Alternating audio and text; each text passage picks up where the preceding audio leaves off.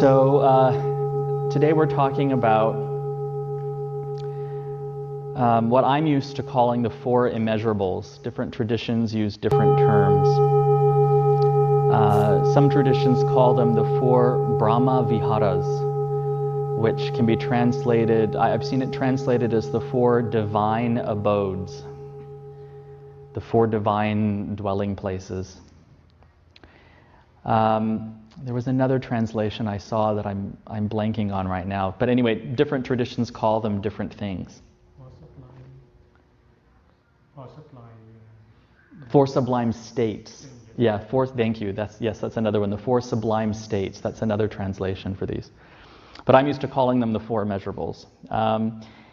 There's a prayer from the Tibetan tradition that, when I was practicing Tibetan Buddhism, I think all of the lineages do this, and it's one of the standard prayers. Anytime you sit down to receive teachings, anytime you start to do a practice, you would do this prayer. And it goes, "May all Mother sentient beings, boundless as the sky, have happiness and the causes of happiness. May they be liberated from suffering and the causes of suffering. May they never be separated from the happiness that is free from sorrow. May they rest in equanimity, free from attachment and aversion." So, first of all, let's take a look at the first line. May all mother sentient beings. The word mother is in here because we are supposed to look at all sentient beings, all other beings, as if they have been our kind mothers in the past, in previous lifetimes. So this is why we say all mother sentient beings, whether they're male or female. Boundless as the sky, meaning they're innumerable. We can't count them all. So this is for every possible being. We're saying this prayer for every possible being throughout all space and time. So may they have happiness and the causes of happiness. Well, if you look below to the list, this numbered list of 1 to 4, happiness and the causes of happiness. Here we're talking about loving kindness. So we're wishing happiness for all sentient beings. We're wishing that they be happy and have the causes of happiness, but not simply temporary happiness. We're not talking about them getting something shiny and new. We're talking about the real, perfect, complete, lasting happiness of enlightenment, really. So may they have happiness and the causes of happiness. So that is, may they have the wisdom and compassion themselves to achieve the happiness of enlightenment. So then the next line, may they be liberated from suffering and the causes of suffering. So this is compassion. So in compassion here, if you look at number 2, seeing the suffering of sentient beings and needing to do something about it. So we're wishing that they'll be liberated from suffering now, and the causes of suffering, the causes of future suffering. What are the causes of future suffering? Ultimately, it boils down to ignorance. So we see with this second line the ignorance of sentient beings and how it leads them to suffer, and we are saying, may you be free, not only from the suffering now, but from the causes of future suffering. May you be free from ignorance. Now, compassion, of course, if we really feel loving kindness and compassion, we'll really want to do something to benefit beings. But I think we've talked about in the past how the reality is, because we are unenlightened beings, we have ignorance, sometimes we just don't have the skill to do something practical.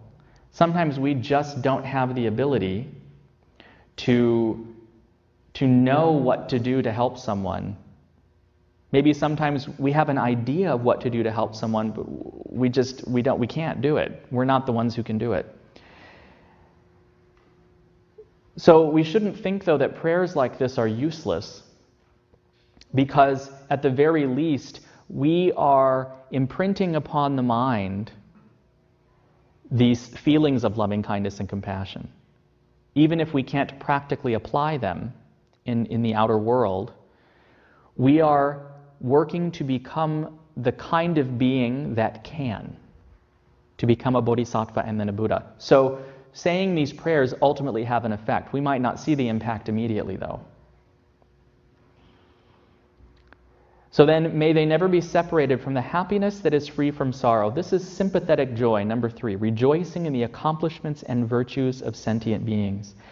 So may they never be separated from the happiness that is free from sorrow. So normally, worldly happiness, happiness that comes from temporary things, has the roots of sorrow in it because it will end. Again and again we talk about how we get what we want, but then we lose it. We get what we want, and it makes us happy for a while, but then that happiness wears off. So we're saying, may they never be separated from the happiness that is free from sorrow. This happiness that is free from sorrow is rooted in accomplishing virtue. So that's what sympathetic joy is. So when we see the virtues of others or their virtuous accomplishments, some people do have accomplishments, but they're not virtuous. If I'm a businessman and I accomplish destroying someone else's business by lying about them and cheating them and stabbing them in the back, there's nothing virtuous about that, right? So you can't have non-virtuous accomplishments. So we see the virtues of others, we see the good qualities of others, and we say, oh, well, these are causes for their ultimate happiness, the happiness of enlightenment. And so may they never be separated from the happiness that is free from sorrow.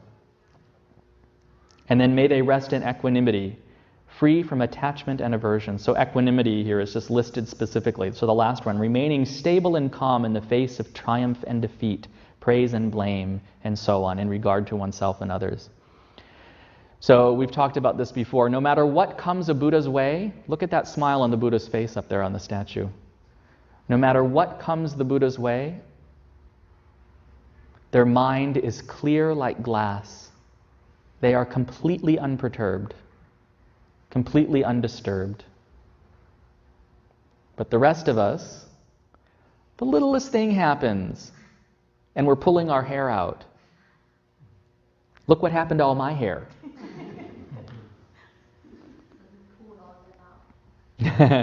You know, I've been shaving my head for many years now, even before I became a monk, because it was getting a little thin anyway, so I just started shaving it. In fact, this is a little bit off the subject, but I was living in Minneapolis just after college, and I came home with my head shaved, and I was wearing a leather jacket and a t-shirt, and I had a chain attached to my belt buckle with my wallet, you know, blue jeans and like combat boots. And I thought, Mom's not going to like this. I'm a rebel. She opened the door, and she saw me, and she said, oh, hey, I love the jacket, and that's the best haircut you've ever had. I'm not sure about the boots, but I love that jacket. I was so disappointed. My attempt at rebellion failed. So anyway, I've been shaving my head for a long time. And then you've seen me with whiskers and things. I hate shaving, so you've seen me with whiskers and things. But one time, after many years of shaving my head, I didn't for several days. Maybe I was sick or something. Then I looked in the mirror, and I was like, oh, wow, I'm almost bald. I was a little bothered by it. So anyway, I didn't have a lot of equanimity about that. But with equanimity, if we cultivate this equanimity, then no matter what comes our way, we'll be able to handle it. Tai Anmin talks about this in his Dharma talk sometimes. He said, we shouldn't pray for fewer problems, we should pray for better skills. Problems will come. But if we have the peace of mind, the equanimity to deal with it, we'll be like a mountain. A mountain is unmoved by the wind, right? So no matter what comes our way, we'll be able to handle it. And it's not just negative things. Good things come our way, and then we get all excited, and we're jumping up and down, and you know, I remember reading something recently about heart attacks and how it's not just negative surprises that can lead to a heart attack, it's positive surprises too. Apparently, sometimes people find out they've won the lottery or something and then they can have a heart attack because the shock, the happy shock. I'm not telling you don't be happy, you know, but equanimity. Equanimity is a great skill to have. So we're here in this prayer, we're wishing these things for others. But by wishing these things for others, we are cultivating them within ourselves. And I think it's also important to remember that when we say prayers of loving kindness and compassion, these prayers for other beings, we're saying, may all mother sentient beings, all sentient beings, we are also sentient beings who need loving kindness and compassion. So we are included in these prayers that we're saying for all beings. So we need these things too. And by saying these prayers, we're cultivating them within ourselves. So I have a note here, this second to last paragraph. So I said at the beginning, they're also called the Four Brahma-viharas, or the Four abodes of Brahma, the Four Sublime States, the Four Immeasurables. There is a sutra or sutta in the Pali Canon called the Tevijja Sutta. And the Buddha is asked how to commune with Brahma. So this is a Hindu man who's asking him how to commune with God, basically, right? Or Brahma, the king of the gods. And so he gives him the practice of these four immeasurables as the path. He says, meditate on this, cultivate these qualities. And he explains that they are to be extended to all beings as the sound of a conch shell goes in all directions. You know what a conch shell is, right? Like in Hawaii, you see them, it's a shell from, they go boo, like that. The Tibetans use these too in their ritual practices. It's spelled conch, but I think the proper pronunciation is conch. I read somewhere the proper pronunciation is conch. So we should extend, so we cultivate these feelings within ourselves, and then we send it out. We wish this, we radiate this out, this loving kindness, this compassion, this sympathetic joy, and this equanimity to all beings, like the sound of a conch shell. So the sound goes in all directions, right? So that's what we're doing. But then the Buddha says, he explains that these four immeasurables, together with the realization of the three seals, we talked about this before, impermanence, suffering and or dissatisfaction, and non-self. He says this will lead to nibbana, nirvana we say in the Mahayana tradition. So having loving kindness, compassion, sympathetic joy, and equanimity, in addition to wisdom basically, the wisdom of really knowing, not just intellectually, but completely knowing and completely living, the truth of impermanence, of suffering and dissatisfaction and non-self, that is the path out of suffering and into enlightenment. So this is a practice that we can do. We can do this as a meditation. And you can sit maybe for the next 6 months if you want to at home. Take a few minutes in the morning while you're having your cup of coffee or whatever you like to get the day going. And you can just focus on loving kindness, loving kindness, loving kindness. And then maybe for another 6 months, you can do compassion and then sympathetic joy and equanimity. Or if you sit for 10 minutes, you can work on all four of these, if you like. And then also maybe spend a few minutes in the evening meditating on impermanence, suffering, and non-self. Review those teachings.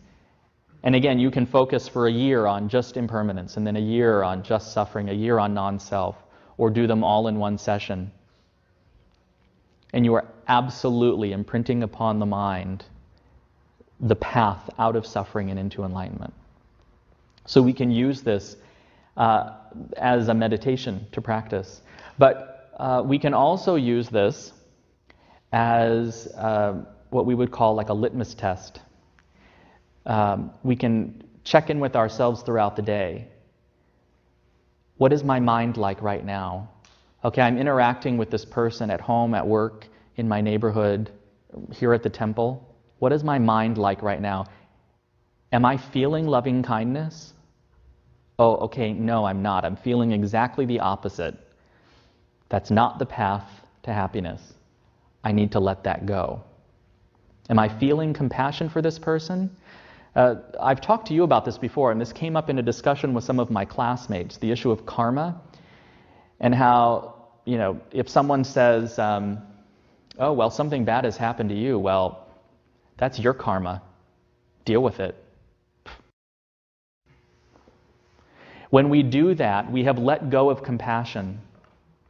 And the instant that we've let go of compassion, we've completely turned our backs on the Dharma. So if we find ourselves thinking, well, they deserve it. Of course, we know that we create the causes for the results that we experience.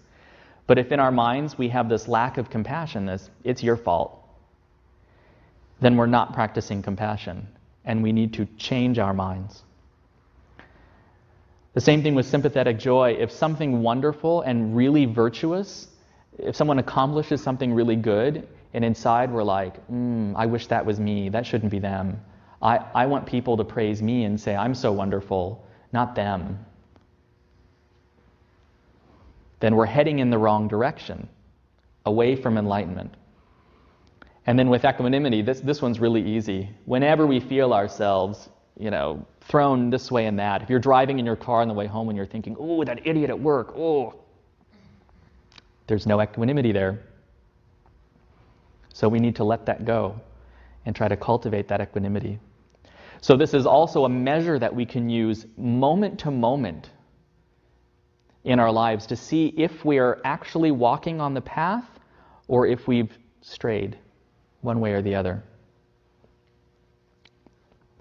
So we can use this in different ways. So this is a really, really good basic teaching that we can use both as a formal meditation practice and, as I said, as a litmus test for what's happening with our minds in each moment.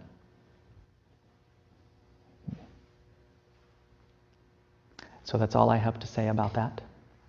Are there any thoughts or questions today? Yes? Where do you draw the line between compassion and equanimity? Because it's like, if you have compassion and you feel sad for someone or something, but so how do you, where's the line between those two? That's a very good question. I think off the top of my head that the line between, say, having compassion but then going so far as to lose equanimity would be if somehow we are less capable of functioning maybe as the result of that compassion. So in other words, we feel compassion for someone, and particularly as ignorant beings, if we know that we don't have the skill to help them, and then we get really upset about it. And then start thinking, I'm useless, I'm an idiot, then we've clearly crossed a line. Maybe it's a thin line. But if we start beating ourselves up, or sobbing and pounding our chests, I'm exaggerating a little bit, but when we've gone that far, then we've gone too far. Yes? I think the Four Immeasurables, that's loving kindness, compassion, and sympathetic joy, and equanimity. When we execute that four thing of this, we need to forget yourself. So when we forget yourself, selflessness, see, that's when we feel compassion for the other people, we feel sorry for them, rather than we feel, do something we cannot do. We feel, we look outward, not inward. So I think when we do that supreme state, we forget yourself first. Before we look outside to help people. Well, yeah, that's certainly a way to approach it, and then that will lessen the chance that we will lose our equanimity, perhaps. Yes. Thank you for that. Yes. Is it correct to understand that equanimity is like detachment?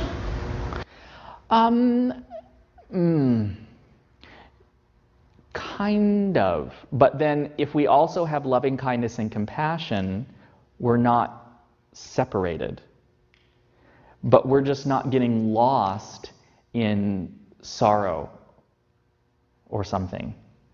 That's what equanimity is. I think detachment is a good quality to cultivate initially in order to cultivate equanimity, but we shouldn't take that detachment so far as to feel nothing. Because when we stop feeling, if we take that detachment so far, and we say, this doesn't have anything to do with me, I'm not connected to this, If we take it too far, then we've cut off loving kindness and compassion. Do you see what I mean? So yeah, it's a balancing act, I think.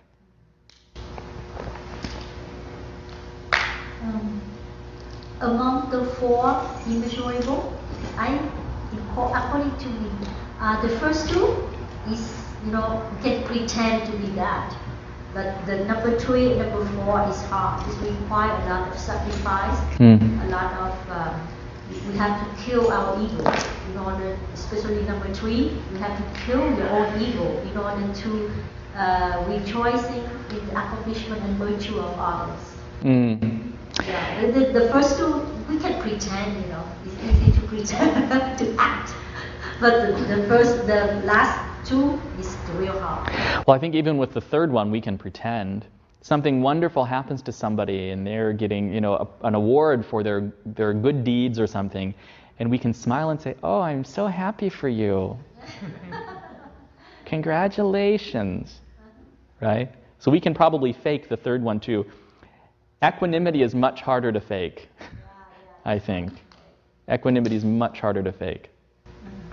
Because a lot of people, when they do charity, it's just for fame. Many do it for fame. It's not from their own heart. It's for fame. Maybe, yeah. That's true. That's possible. I think that's possible. Yeah. If we're doing good works, virtuous things, but we've got this feeling, look at me, I'm so virtuous. Not a good motivation. So I think the main point here is watch your mind. Watch your mind very carefully. Yeah, I'm sorry, you raised your hand. Because the equanimity, not if we detach something, we detach from people, but I think free from attachment. That's good meaning about the equanimity, because attachment from the self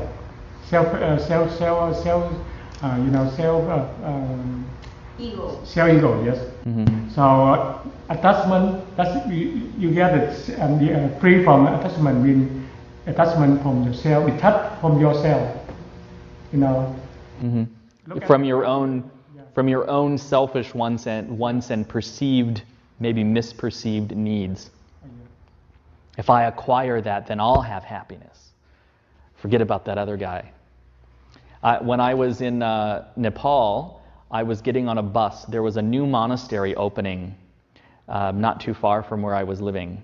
So a bunch of people, lots of people were on the street that day trying to get buses to go out to this new monastery. There was going to be, really big, important teachers in the Tibetan tradition there. And that afternoon, that first day, there was all kinds of traditional dancing and things going on. So people wanted to go. And we see the bus come up, and the bus stops, and I'm standing right near the door, and there's this nun from Ladakh in northwest India standing next to me, and she's significantly shorter than me. The doors open up, and she goes, bam, like this. She elbowed me in the chest and ran on the bus to get the only seat. There aren't enough buses, so sometimes you literally have people riding on the roofs of the buses, or hanging halfway out the door, because there's not enough buses and things. So yeah, I think when we're concerned, attachment then is me grasping at things generally selfishly in order to get what I want, to get that immediate gratification from me now. So you're right. We need to let go. This is what we're talking about when we talk about attachment and aversion. It's getting what I want and avoiding what I don't want.